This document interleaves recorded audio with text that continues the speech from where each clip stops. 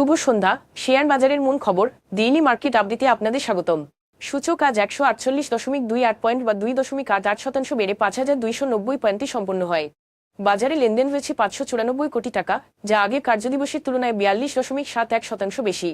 Banking খাতের ইসলামী bank, Pubali bank এবং BRAC bank, pharmaceutical খাতে স্কোয়ার ফার্মাসিউটিক্যালস এবং খাদ্য ও সংশ্লিষ্ট খাতে ব্রিটিশ আমেরিকান টোব্যাকো আজ বাজারের উত্থানে গুরুত্বপূর্ণ ভূমিকা রাখে। খাতভিত্তিক রিটার্নের ক্ষেত্রে আজ প্রায় সব খাতেই লাভ হয়েছে।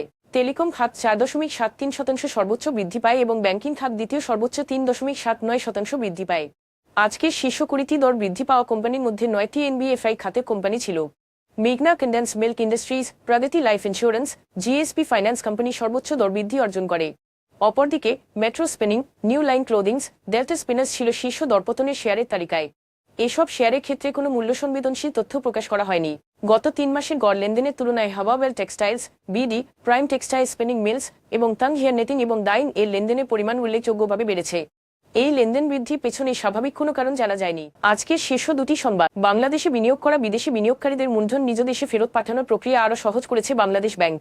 এখন থেকে 100 কোটি টাকা পর্যন্ত অর্থ প্রত্যাবর্তন ক্ষেত্রে কেন্দ্রীয় ব্যাংকে পূর্বানুমোদনের প্রয়োজন হবে না। আগে এই সীমা ছিল মাত্র 10 কোটি টাকা। আন্তর্জাতিক মানের সঙ্গে সঙ্গতি রেখে এবং অর্থ প্রত্যাবর্তন প্রক্রিয়া সহজ করার লক্ষ্যে এই বড় সিদ্ধান্ত নেওয়া হয়েছে। এতে বলা হয়েছে, বিদেশি বিনিয়োগের নিয়ন্ত্রক কাঠামো সহজ করা এবং দেশে বিনিয়োগ পরিবেশকে আরও উদার করার লক্ষ্যে এই পদক্ষেপ। কয়েক মাস স্থিতিশীল থাকার পর ডলার বিপরীতে টাকার অবচয় লক্ষ্য করা যাচ্ছে। সাম্প্রতিক যুদ্ধ বিদ্রোহের প্রভাবে বাংলাদেশ ব্যাংকে বিষয় নিয়ে যে কোনো ধরনের পদক্ষেপ গ্রহণ করা থেকে বিরত রয়েছে। মার্কেটে ডলারের সর্বোচ্চ লেনদেন হয়েছে 122.55 টাকায়, যা আগের দিন ছিল 122 টাকা 37 পয়সা। কেন্দ্রীয় ব্যাংকের কর্মকর্তাদের মতে বৈশ্বিক উত্তেজনা দেশের মুদ্রাবাজারেও প্রভাব ফেলছে। আজ এ পর্যন্তই, ধন্যবাদ।